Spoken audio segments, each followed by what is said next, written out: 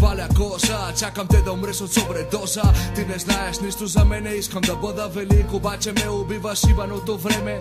Иван не дреме, трябва му да се съвземе и ще свърши с тебе, това е моята мода. Силен като вълк, не спа дори с дрога. И ти къде беше? Сигурно спеше. Кажи ми къде си бил, нямах къде да записвам и съм се напил. Нещата бяха различни, нямаше фиести, нямаше пички, нямаше нищо още взето и смяха се в лицето на момчето. Днес моята схема означава аз срещу цялата държава. Държава на въжета, кучета умрели, римите дебели, мислите са смели. Даваме направо и блъскаме здраво. И сега кажи ми, Рими, нареди ми.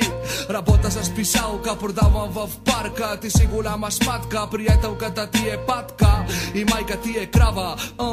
Подпис от поета от улица Драва 7. Нито богат, нито беден, ти си дребен. Нямаш хора, махай се, не искам да повторя. Остави ме, аз и чаша уиски. Не обичам истории чикиджийски. Аз обичам самотата, ако не те кефи, знаеш къде е вратата. Чакаме Господа заспи и правиме удари по-големи от Мохамед Али. Предпочитам мъртъв, отколкото да бъда в отбора на R&B.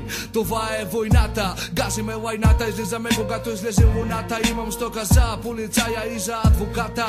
Сгъвам те на два ката и сега говори ми, обясни ми с твоите думи. В България има МС-та талантливи, по клиповете само лайнари с курви красиви. Поздрав за Ежи, Вулгар и звуците летни. Днес курва продава путка за амфети и тати мисля, че е с приятелки по дискотеки, надрусена в хотелска стая без дрехи.